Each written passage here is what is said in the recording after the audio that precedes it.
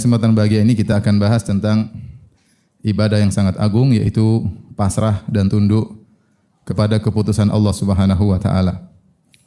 Dan ini salah satu adab kepada Allah Subhanahu wa taala. Syekh Muhammad bin Shalih Al-Utsaimin rahimahullah ketika menyebutkan tentang akhlak, beliau membagi dua, akhlak kepada Allah dan akhlak kepada sesama manusia. Dan di antara akhlak kepada Allah yaitu menerima segala keputusannya. Dan itulah yang kita disuruh untuk berikrar akan hal ini setiap pagi dan petang dengan berkata, raditu billahi rabba. Aku ridha Allah sebagai Rabbku. Itu ridha Allah sebagai Rabbku, sebagai pengaturku dan segala pengambil keputusan untukku. Ridha dengan keputusan-keputusan Allah Subhanahu wa taala. Dan itu konsekuensi dari kata al-Islam. Al-Islam artinya al-istislam, yaitu tunduk kepada Allah Subhanahu wa taala. Selain tunduk kepada syariatnya adalah tunduk kepada keputusan-keputusannya. Allah berfirman, "Wa may yuslim wajhahu ila Allah wa huwa muhsin, faqad istamsaka bil urwatil wuthqa." Siapa yang menyerahkan wajahnya kepada Allah dan dia dalam kondisi berbuat ihsan, berbuat baik, maka dia telah berpegang dengan tali yang kuat. Rasulullah SAW juga berkata, "Allahumma laka aslamtu wa bika amantu wa alaika tawakkaltu wa ilaika anabtu wa bika hakamtu ya wa ilaika khasamtu," dan seterusnya. Kata Nabi sallallahu alaihi wasallam, "Ya Allah, laka aslamtu," kepada Engkau lah aku menyerahkan diriku. Inilah ciri khas orang-orang beriman yang tunduk kepada keputusan Allah Subhanahu wa taala, yang dengan itu mereka pun meraih kebahagiaan di dunia, terlebih lagi kebahagiaan di akhirat. Salah satu sebab utama seorang bahagia di atas muka bumi ini yang penuh dengan ujian dan cobaan adalah ridha dan tunduk dengan keputusan Allah Subhanahu wa taala. Karenanya Rasulullah SAW bersabda, "Ajaban li amril mu'min, inna amrahu kullahu khair, wa laysa dzalika illa lil mu'min." Kata Nabi SAW, sungguh menakjubkan perkara seorang mukmin. Sungguh perkaranya seluruhnya adalah baik. Dan itu tidak berlaku kecuali kepada seorang mukmin. In asabahu sarra syakara fakana khairan lahu wa in asabahu ad-dharra sabara fakana khairan lahu. Jika dia mendapatkan kesenangan, maka dia pun bersyukur dan itu baik baginya. Dan jika dia mendapatkan atau ditimpa dengan keburukan, maka dia bersabar dan itu juga baik baginya. Dan ini ciri utama orang beriman. Beriman kepada takdir, salah satu dari rukun iman, iman yang keenam. Ya. Yang mungkin tidak pernah dibahas dalam agama-agama yang lain. Beriman kepada takdir. Karenanya, apa yang ditimpa oleh kaum mukminin berupa kesulitan-kesulitan, penderitaan-penderitaan, menjadikan orang-orang non-muslim takjub dengan mereka. Bagaimana kaum muslimin kita lihat diuji dengan berbagai macam ujian. Ya, dengan berbagai macam penderitaan, namun mereka tegar. Mereka sangat tegar. Contoh nyata depan mata kita adalah saudara-saudara kita di Palestina. Ya, bagaimana mereka tegar? Tidak lain karena bersandar kepada Allah Subhanahu wa taala. Ya, meyakini ya segala keputusan Allah Subhanahu wa taala yang terbaik bagi mereka. Sehingga mereka bisa kuat dan tegar.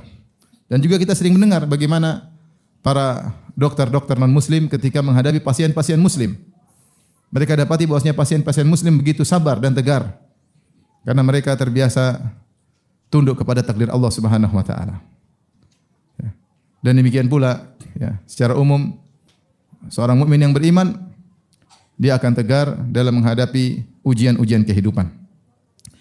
Ibu yang dirahmati oleh Allah Subhanahu wa taala. Pembahasan ini sangat penting bagi kita semua ya. Karena kita tahu dalam kehidupan ini tidak semuanya berjalan dengan yang kita inginkan. Tidak semua cita-cita kita tercapai. Bahkan apa yang kita angan-angankan terkadang yang terjadi adalah bertolak belakang. Ya, sebagaimana dikatakan seorang ingin berlabuh ke utara, ternyata angin bergerak menuju selatan. Sehingga dia sulit untuk berlabuh, tapi dia harus berlabuh. Masing-masing kita diuji. Saya rasa tidak ada seorang pun yang tidak diuji. Siapapun dia, mau dia pejabat, mau rakyat jelata, mau orang kaya, orang miskin, laki-laki, perempuan, ya, ibu-ibu, bapak-bapak, suami, istri, ya, anak-anak, orang dewasa, semuanya diuji. Coba tunjukkan kepada saya ada seorang yang tidak diuji, pasti enggak ada. Semuanya pasti sudah diuji dan sedang dalam ujian. Karena memang Allah Subhanahu wa taala ciptakan kita untuk diuji. Untuk diuji. Banyak ayat yang menunjukkan akan hal tersebut. Di antaranya Allah Subhanahu wa taala berfirman, "Alladzi khalaqal mauta wal hayata liyabluwakum ayyukum ahsanu amala." Dia yang menciptakan kehidupan dan kematian untuk menguji kalian, mana di antara kalian yang terbaik amalnya. Allah juga berfirman, "Kullu nafsin dha'iqatul maut wa nabluukum bisyarri wal khairi fitnah wa ilaina turja'un." Setiap yang bernyawa akan merasakan kematian. Wa nabluukum bisyarri wal khairi. Kami menguji kalian dengan kesenangan dan kesulitan. Sebagai fitnah, sebagai ujian. Wa ilaina turja'un, dan kepada kamilah kalian akan dikembalikan. Itu akan kalian kembali untuk menerima rapor dari hasil ujian yang kalian kerjakan selama ini. Demikian juga Allah Subhanahu wa taala berfirman, Allah menciptakan alam semesta ini sebagai sarana prasarana untuk menguji manusia. Kata Allah Subhanahu wa taala, "Wa huwal ladzi khalaqas samawati wal arda fi sittati ayyamin wa kana 'arshuhu 'alal ma' liyabluwakum ayyukum ahsanu amala." Dan dialah Allah Subhanahu wa taala yang telah menciptakan langit dan bumi dalam waktu 6 hari, sementara arsy-Nya ketika itu sudah di atas air. Buat apa Allah menciptakan langit dan bumi? Liyabluwakum ayyukum ahsanu amala, untuk menguji kalian mana di antara kalian amalan yang terbaik. Jadi Allah ciptakan langit dan bumi ini untuk ujian kita, menguji manusia. Allah juga berfirman dalam surat Al-Kahf, "Inna ja'alna ma'alal ardi zinatan laha linabluwahum ayyuhum ahsanu amala." Sungguhnya kami telah menjadikan apa yang di atas muka bumi ini sebagai perhiasan, keindahan, untuk menguji mereka mana di antara mereka amalannya yang terbaik. Nabi SAW juga bersabda, "Inna dunya hulwatun khadirah wa inna Allaha mustakhlifukum fiha liyanzura kaifa ta'malun wattaqud dunya wattaqun nisa fa inna awwala fitnati bani Israil kanat fin nisa." Kata Nabi sallallahu alaihi wasallam, sungguhnya dunia ini manis dan hijau, manis dirasakan, kemudian hijau dipandang, dan Allah menjadikan kalian hidup di atas muka bumi ini buat apa? Liyanzura kaifa ta'malun, untuk melihat bagaimana amal perbuatan kalian. Maka bertakwalah. Oleh karenanya kehidupan kita di atas muka bumi untuk diuji. Kita bukan seperti orang-orang kafir yang merasa bahwasanya dunia untuk kesenangan semata. Itu mindset mereka sebagaimana hewan. Kata Allah Subhanahu wa taala, "Walladzina kafaru yatamatta'una wa ya'kuluna kama ta'kulul an'amu wan naru mathwal lahum." Adapun orang-orang kafir, maka mereka bersenang-senang dan mereka hanya makan-makan sebagaimana binatang ternak yang makan. Wan naru mathwal lahum, kemudian tempat kembali mereka adalah di neraka jahanam. Allah tidak menciptakan kita hanya sekedar untuk memuaskan hawa nafsu, untuk makan-makan, untuk melampiaskan hasrat, tidak. Itu semua hanyalah pernak-pernik kehidupan, tapi tujuan utama adalah untuk diuji, Dan namanya ujian adalah hal yang banyak di antaranya hal-hal yang tidak kita sukai, yang tidak menyenangkan hati, yang memilukan hati. Namun itulah ujian. Siapa yang lulus, maka dia akan meraih hasil yang terbaik di dunia sebelum di akhirat. Maka kita harus tanamkan dalam hati kita, ibu-ibu dirahmati Allah Subhanahu wa taala, bahwasanya kita hidup ini untuk diuji. Saya rasa semuanya diuji. Ibu-ibu ada enggak yang enggak diuji? Enggak ada, semuanya diuji. Ada yang diuji karena suaminya selingkuh lah, diuji suaminya poligami lah, diuji suaminya pelit lah. Dan juga banyak suami diuji sama istrinya, ngomel mulu lah. Maunya ke salon-salon mahal padahal duitnya enggak ada. Maunya beli tas-tas branded padahal suaminya enggak punya duit, ya. Ada yang diuji dengan mertuanya. Ada yang diuji dengan mantunya. Ada enggak diuji dengan mantunya? Ada. Mantu kurang ajar, tidak menghargai anak. Ada yang diuji dengan mertuanya. Mertuanya tidak menghargai dia, merendahkan dia, menghinakan dia. Dia mantu yang miskin, mertuanya kaya, dia terhina, kasihan. Ada yang seperti itu, ada. Ada kasus seperti itu. Ada yang diuji dengan orang tuanya sendiri. Ada yang diuji dengan anaknya. Diuji dengan kesenangan, diuji dengan penderitaan. Intinya, semua orang diuji. Yang Allah ingin lihat bagaimana sikap kita terhadap ujian tersebut. Saya sering bilang, emang kalau jadi orang kaya tidak diuji? Emang kalau jadi pejabat tidak diuji? Diuji. Betapa banyak pejabat diuji lebih berat daripada kita. Mereka tersenyum, tapi di balik senyuman tersebut penderitaan. Emang raja tidak diuji? Emang raja tidak sakit perut? Emang cuma kita aja yang mencret? Raja juga mencret. Siapa bilang raja tidak pernah mencret? Emang raja tidak pernah diomelin istri? Semua diuji, enggak ada yang enggak diuji. Emang cuma si miskin yang tidak bisa tidur memikirkan sesuatu. Terkadang orang si kaya tidak bisa tidur. Oleh karenanya, hidup ini pasti ujian. Nah, sekarang bagaimana agar kita ridho dengan ujian tersebut? Agar kita tunduk dan pasrah dengan segala keputusan Allah Subhanahu wa taala. Ya. Terutama ibu-ibu yang kadang-kadang ibu-ibu hatinya lemah ya. Baper sehingga ketika dikasih ujian kurang siap menghadapinya. Ya. Oleh karenanya perlu kita berpasrah diri di hadapan keputusan Allah Subhanahu wa taala. Apa yang dimaksud dengan pasrah dan tunduk kepada keputusan Allah Subhanahu wa taala? Maksudnya yaitu kita ridha bahwasanya apa yang Allah berikan itu yang terbaik bagi kita. Itu namanya kita pasrah. Kita pasrah, kita sebagai makhluk, Allah yang mengatur kita, Dia berhak melakukan apa yang Dia kehendaki bagi kita. Dan apa yang Allah pilihkan itu yang terbaik. Itu namanya ridha. Bukan berarti ridha kepada keputusan Allah tidak boleh menangis, bukan berarti demikian. Nangis, sedih itu biasa. Sedih, khawatir, gelisah, tetapi tetap ada ridha. Makanya Ibnu Qayyim rahimahullah taala membahas tentang masalah ini. Beliau berkata, apakah seorang menangis, apakah orang kesakitan berlawanan dengan ridha? Tidak berlawanan. Sebagaimana seorang yang sakit, dia harus minum obat yang pahit dan dia ridha minum obat pahit tersebut. Meskipun dia rasa pahit ketika minum obat tersebut, tapi dia ridha. Karena dia tahu ini obat yang terbaik bagi dia. Meskipun pahit, dia tidak suka, dia telan obat tersebut. Dia minum jamu tersebut. Dia menjalani proses misalnya operasi, dia tahu ini tidak menyenangkan, tapi dia ridha dengan keputusan tersebut. Ini ridha. Tidak ridha itu namanya protes. Kenapa Allah ginikan saya? Kenapa harus saya yang terkena musibah ini? Apa kesalahan saya? Kenapa Allah ambil anak saya? Kenapa begini? Kenapa begitu? Itu namanya protes dengan keputusan Allah. Atau teriak, ya marah-marah. Seperti kata Nabi SAW, Laisa minna man darabal hududa wa syaqqal juyuba wa da'a bida'wal jahiliyah. Bukan dari golongan kami seorang ketika terkena musibah lantas dia mukul-mukul wajahnya, dia robek-robek bajunya. Dan dia menyuruh dengan seruan jahiliyah. Itu kalau itu tidak ridha. Jadi ridha bukan berarti ketawa ke TV selalu, enggak. Ya. Hati itu masalah hati. Bosnya apa yang Allah berikan kepada saya terbaik. Meskipun kita pahit menjalaninya.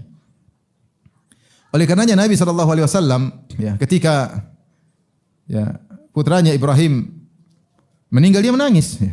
Sebagaimana cucunya juga ketika meninggal Nabi bersedih. Ya. Ketika putranya Ibrahim meninggal, Rasulullah SAW menangis. Rasulullah SAW berkata, Innal ayna la tadma, wa innal qalba la yahzan, wa la naqulu ila bima yurdi rabbana, wa inna bi firaqika ya Ibrahim la mahzunun. Kata Nabi SAW, sungguh mata ini mengalirkan air mata. Dan sungguh hati ini bersedih. Tetapi kita tidak mengucapkan kecuali apa yang mendatangkan keridhaan Allah Subhanahu wa taala. Sungguh kami sangat sedih dengan kepergian engkau wahai putraku Ibrahim. Lihat bagaimana Nabi bersedih. Oleh karenanya ketika Ibnu Qayyim ditanya tentang sikap Abu Ali yaitu Fudail bin Iyad rahimahullahu taala yang dia memiliki seorang anak yang saleh namanya Ali. Anak yang saleh yang sangat dia cintai, dia sayangi, tahu-tahu anak tersebut meninggal dunia. Dan ketika anaknya meninggal dia tidak bersedih dan dia tertawa.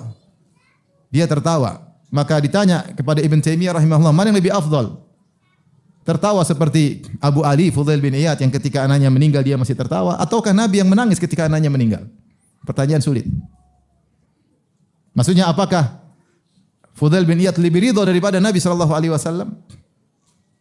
Jawabannya Ibnu Qayyim menukil dari perkataan Ibnu Taimiyah bahwasanya Nabi SAW lebih afdal dan lebih tahu tentang keputusan Allah Subhanahu wa taala, dan Nabi beribadah kepada Allah dengan berbagai ibadah, di antaranya ibadah ridha, di antaranya ibadah rahmat kepada kerabatnya, kepada anaknya. Maka Nabi menangis sebagai tanda rahmat kepada anaknya, dan itulah ibadah sayang kepada seorang anak. Sementara Fudail bin Iyad dia mendominasi sisi ridha dan tidak bisa melakukan ibadah rahmat kepada sang anak, maka dia melakukan satu sisi ibadah saja. Adapun Nabi SAW ya melakukan berbagai macam ibadah, di antaranya ibadah ridha kepada keputusan Allah dan ibadah rahmat kepada sang anak. Makanya beliau menangis. Menunjukkan rahmat hati yang luar biasa kepada sang anak, dan sayang kepada anak adalah ibadah. Oleh karenanya namanya ridha kepada keputusan Allah bukan berarti tertawa tertiwi ketika terkena musibah, bukan berarti menunjukkan kegembiraan, tidak harus demikian. Yang penting seorang hatinya tahu ini keputusan Allah dan yakin yang terbaik, maka dia sudah mencapai derajat apa? Ridha. Mencapai derajat ridha, itu pasrah kepada keputusan Allah Subhanahu wa taala. Adapun jika dia protes, yaitu baru tidak ridha, ya. Tentunya juga bukanlah yang dimaksud dengan ridha kepada keputusan Allah kemudian seorang pasrah tidak melakukan usaha, ya. Seorang tetap berusaha, dia sakit, dia ridho dengan keputusan Allah tapi dia berusaha berobat. Dia berusaha berobat, ya. Ada masalah dia hadapi, dia ridho bahwa ini Allah takdirkan masalah ini, tapi dia berusaha mencari solusi. Dia mencari solusi. Oleh karenanya Allah berfirman, "Fasbir kama sabara ulul azmi minar rusul." Sabarlah engkau wahai Muhammad sebagaimana para ulul azmi dari kalangan para rasul.